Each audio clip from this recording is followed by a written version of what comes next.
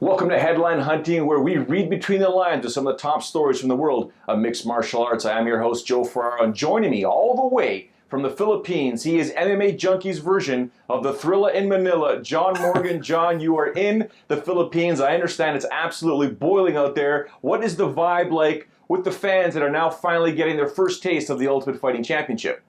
It's absolutely awesome, Joe. All the things that we've been hearing about how hyped up the Philippines was to receive the UFC, I've seen firsthand so far. Just got back from the open workouts not that long ago. Packed at the Mall of Asia. There was an outdoor venue there, and people were just really, hanging around on the different levels and just watching the whole thing. And really cool vibe too to see. Obviously, they were excited, really excited for the main event. But Mark Munoz getting a hero's welcome, man. They really gave him all the respect and admiration in the world, and man, he had a smile from ear to ear. So it was very, very cool to see that going into his last fight. So I'm pumped up, man. Other than the fact that I can't stop sweating when I walk out of my hotel room, I'm pretty pumped up for this thing because I think it's going to be a fun vibe.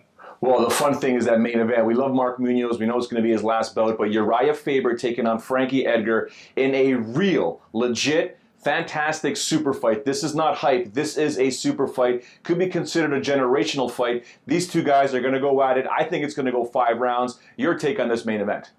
I love that, man. I love that you're saying super fight, Joe, because that's exactly what I think. And, I think people say that word is thrown out too much, but this is two of the greatest champions of our generation and two of the greatest fighters of our generation. And I love it. I think this is a super fight. I'm on record saying I hope it goes 25 minutes as well, man. It sounds crazy to say you'd want to see a fight go the distance, but I just want to see this fight play out, and I want to see these two guys mix it up. So I'm really, really excited. I think, Uriah Faber, obviously, his speed is going to be a huge factor for him. I'm leaning towards Frankie Edgar, though, to be honest with you. The reach that he has, the boxing that he has, I think, the footwork that he has, all those things are going to combine to be a really tough test for Uriah Faber. And Frankie Edgar will finally have a size advantage for once. So that's pretty exciting to see. So I'm leaning towards Frankie Edgar. I think the odds are a little out of whack. I don't think he should be as big of a favorite as he is, according to the odds makers, because I think this is a very close fight. But more than anything, I'm super pumped up for it. Well, you may be leaning towards Frankie Edgar. John, I encourage you to watch The Edge later on this week on MMA Junkie. You may change your mind. We'll see. All right. We're speaking about super fights. We're speaking of generational fighters. Ronda Rousey is something else. She has absolutely taken the world of mixed martial arts and the world of mainstream media by storm. She has been nominated, or basically she's been on Sports Illustrated cover again, and this time as the most dominant athlete in sport, I believe. I mean, your take on that?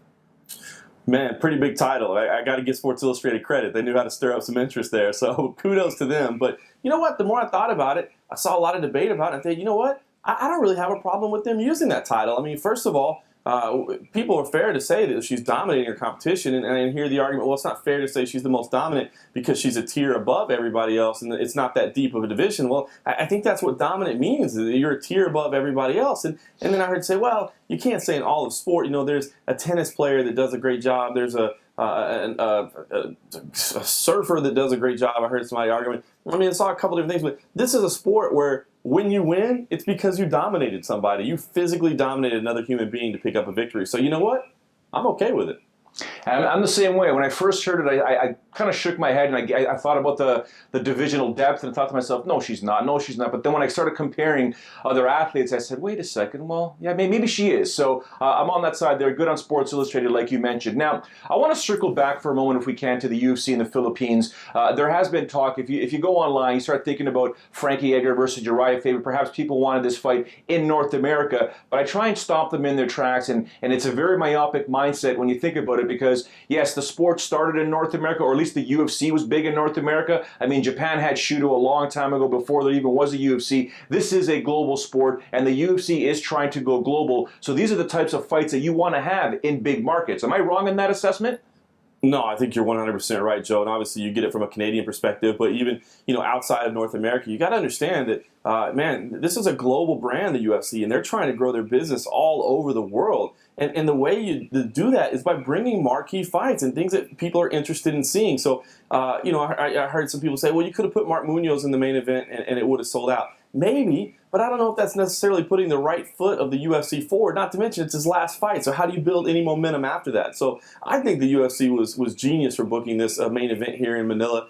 Yes, I get that, a lot of fans in North America and the United States especially would have liked to see it there, but you have to understand what the UFC is trying to do here, and that is literally to grow this sport and to grow their company all over the world. And the way you do that is by bringing your best product. This is the UFC's best product. The Philippine fight fans will have nothing to complain about because they're seeing a marquee matchup. And I think this is a heck of a way to kick off the market here in the Philippines. Now let's wrap things up with another location you were just at, and that was Adelaide in Australia. Let's look back at the event there. A lot of headlines coming out of there, whether Stipe Miocic hurting Mark Hunt the way he did, and Stipe now a legit contender. A lot of people want to see him get that title shot. The refereeing, the judging, the doctors, the cornermen for Mark Hunt. You had the spray tan situation. I mean, what's your wrap up of the event?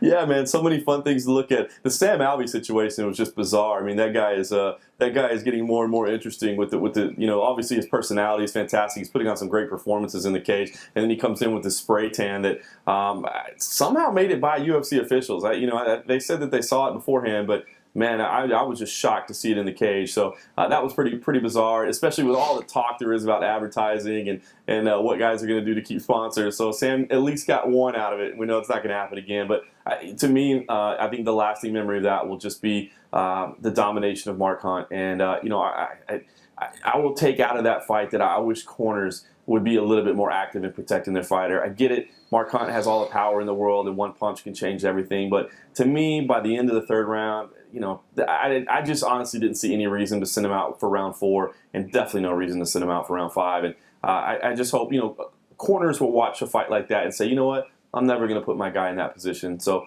I hope that's a lesson people pick up on. All right, John, thank you very much for your time. Apologize for the heat. I mean, I'm in Canada where it's still cold. It's May. It's freezing. You're in the Philippines. I would rather be there sweating, John. No complaints from me.